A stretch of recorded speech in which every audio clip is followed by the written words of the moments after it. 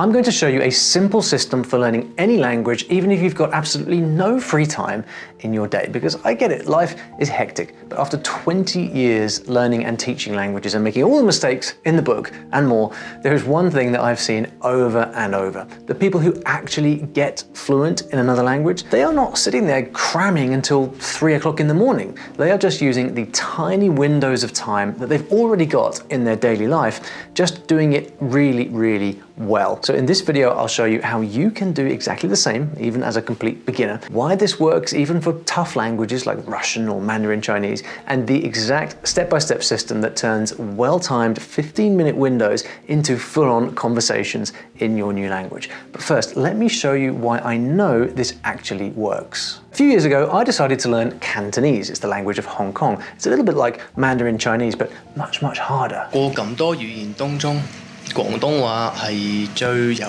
挑戰性嘅語言。 Just one little problem. I was working full-time as an English teacher in the Middle East, and I was doing a master's degree at the same time. I barely had time to sleep, let alone study a new language. Now, I'd been learning for a few months by this point, and I could hold a very, very simple conversation in Cantonese, but it was all just a bit too much, and I knew that I needed a break. Now, most sane people would have waited for a better time, just put it off until next year when the master's degree was finished. You know, that magical time when life calms down, but somehow just never seems to happen.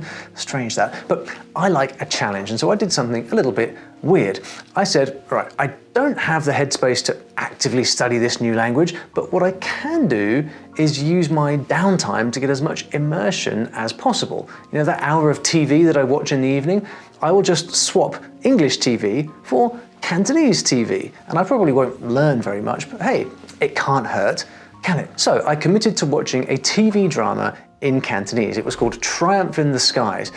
All 96 episodes of it. It was kind of an aviation love story, not exactly high art, but I was hooked and I really enjoyed it. And of course, I couldn't understand a thing. But I made a deal with myself. I'm gonna do it. I'm gonna stare at that TV.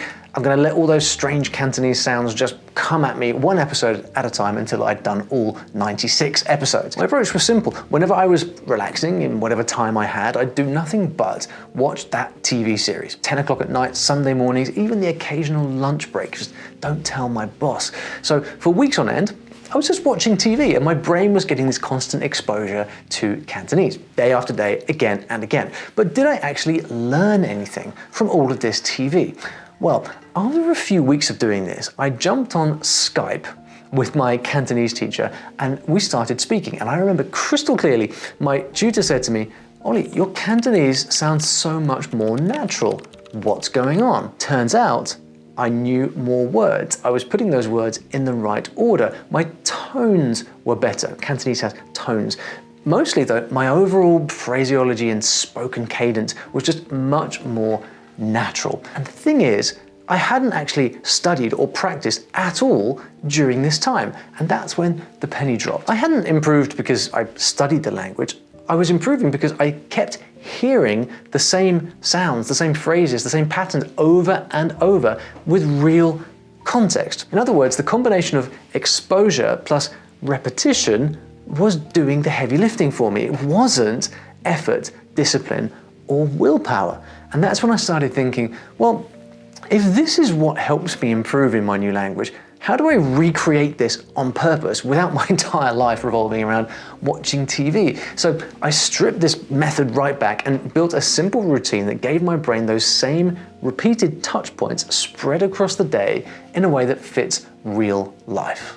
Now, this is all going to sound suspiciously lazy, but it's one of the smartest things I've ever done to improve my language learning. After that Cantonese TV experience, it dawned on me that you want the language in your ears all the time. And so if you're really serious about learning a language quickly and naturally, why not start your day with the sounds of the language before English even gets a foot in the door? Because what you're building in this phase is a kind of internal map of the language. So here is your plan. First thing in the morning, for 15 minutes while you're still fresh, listen to something in your target language. A podcast is great for this. For example, right now I'm working on my Japanese and I'm listening to the wonderfully titled JLPT N1 Nihongo Kiki Hajime podcast. But it could be a short story, a TV scene, a conversation, anything you like.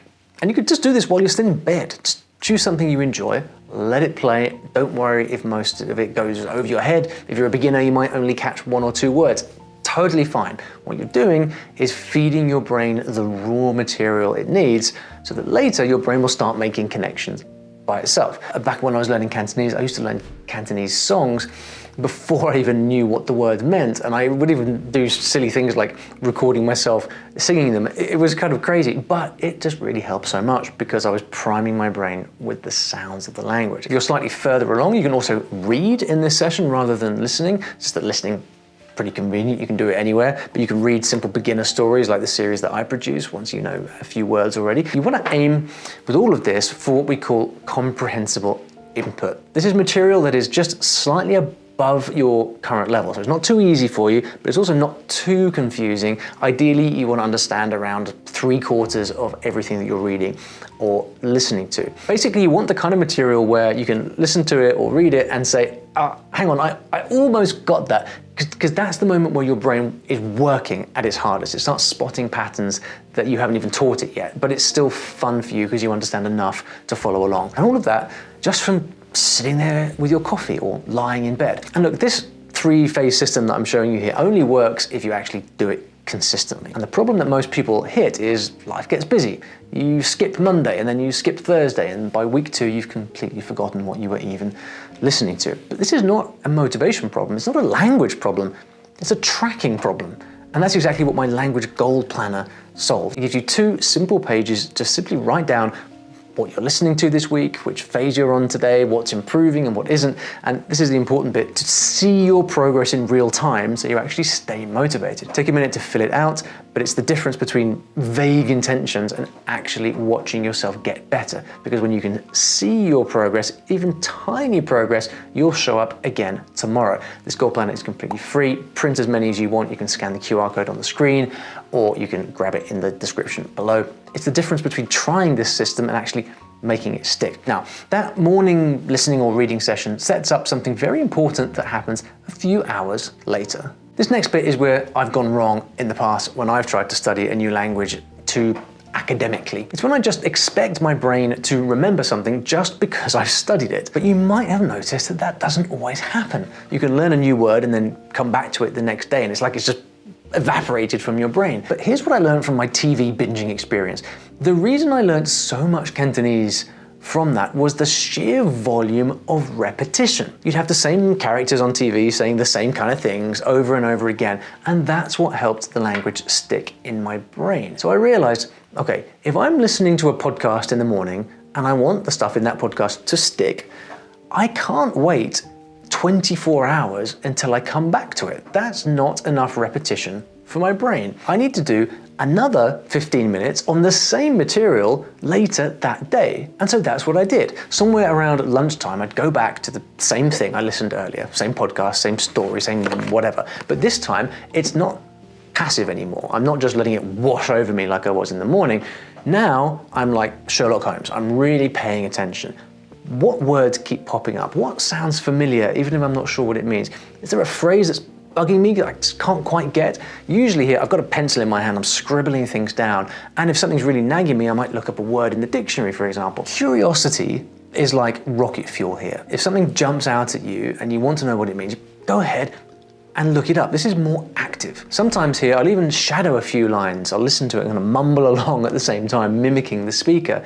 This all feels a bit daft, but it gets the shapes of the words into your mouth before you even try to speak properly. The key point here is that you are revisiting what you were listening to or reading that morning.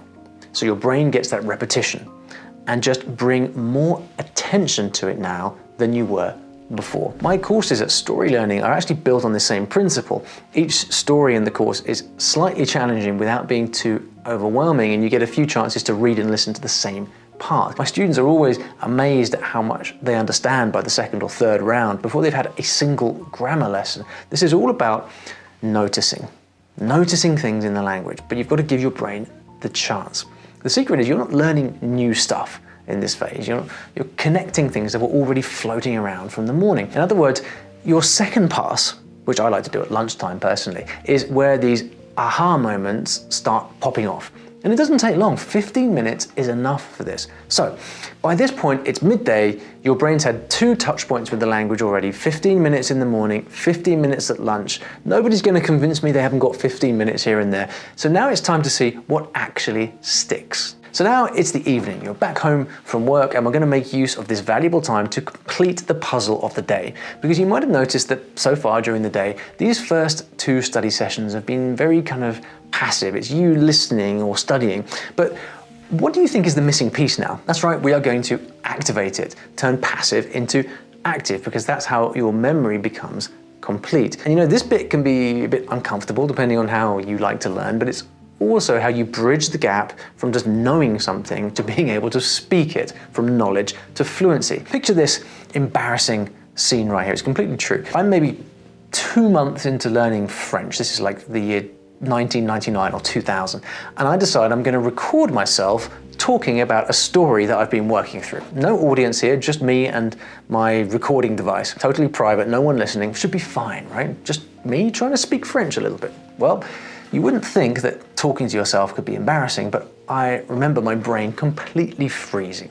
Like genuinely nothing. It had ground to a halt, a blank slate. But I knew I had stuff up there. I'd been just studying for months. But in that moment, it felt like I'd never learned a word of French in my life. So I remember stumbling through something half French, half gibberish, and I sounded absolutely ridiculous. And I nearly deleted the whole thing out of shame. But then I remember right near the end, something wonderful happened. Just as I'd given up and started walking out of the room, a full sentence in French just fell out of my mouth. I don't even know where it came from, and I certainly hadn't rehearsed it. It's like my brain had been holding this phrase hostage all day and then finally gave it up. It's weird, the little events that we remember in our lives, and I remember this very clearly. And I remember realizing at that point, your brain captures and holds on to a hell of a lot more than you think. It just doesn't always give it up willingly. And that's the whole point of this evening phase, the 3rd phase of the day. You are coaxing the language out of hiding, not by cramming in new stuff, but by giving it space to surface. No pressure, no performance, just see what's been simmering in your head all day and tease it out. Because really this whole system is just one big loop. You hear something, you read it, you process it, and then you send it back out through your own mouth. Exposure in the morning, repetition during the day, then output at night. Hear it, see it, use it. That's how you lock in. This is how stuff solidifies, gets remembered, and eventually turns into fluency. So here's what I suggest. End of the day, 15 minutes, try to summarize what you listened to or read during the day. Do it out loud in your own clumsy words. Talk to yourself, talk to your cat, I don't care, talk to your tree in the garden, and then record it if you're feeling brave. These days, whenever I want to brush up on a language, I send voice notes to a friend who's also learning, or to a native speaker friend, and there's something about having an actual recipient that makes you try a little bit harder. Some days, nothing comes. Doesn't matter, don't beat yourself up. But other days, a rather impressive sentence will start tumbling out. A word that you've thought you'd forgotten will just magically appear on the tip of your tongue, and you'll think, hang on, where's that come from? And this can get you hooked. All right, if this is all making sense for you, this intentional repetition, then let's make this real. Because I think if you're still watching, you're probably ready to actually try this. So I want you to start by picking 3 moments in your day that already belong to you. Quiet in between pockets where nobody needs you. Maybe that's while you're making breakfast, commuting to work, walking the dog, folding the laundry, getting ready for bed, or just lying on the couch after a long day. Whatever fits. Just 15 minutes, 3 times a day. To stay on track, grab the free language goal planner I told you about earlier, link in the description. It's just a couple of printable pages, but it will help you stay consistent when life gets messy, which, let's face it, it always does. Now, once you've carved out these pockets of time, my advice is simple. Pick one piece of content and stick with it for the whole week. Just one thing. It could be a podcast, a mini story, a short video, whatever feels doable. Just resist the urge to swap it out every day. Sometimes people do, they say, oh, it's kind of boring to always listen to the same thing. But no, that's where the power is. Repetition is where the magic starts working. Then, and this part's crucial, give it 30 days, not 30 perfect days, just 30 real ones. I mean, there'll be mornings when you forget, or you oversleep, or your kid just drops a bowl of cereal on the dog. I don't know. Just keep going. It's not about perfection. It's about showing up, even at times when you don't feel like it. And then your brain starts realizing, all right, okay, we're actually doing this, aren't we? And that's when the magic happens. That's the difference between someone who learns a language for real and someone who doesn't. It's actually doing it even when the conditions aren't perfect. Before you get cracking on this, there's still one sneaky habit that could sabotage all of your progress, and you probably won't even realize you're doing it. It's that little voice in your head that keeps building every sentence in English first. Really annoying, right? And if you don't fix that, the whole system becomes way harder than it needs to be. So in this video, I'll show you a brilliant trick to stop translating in your head and start thinking in your new language. I'll see you over here.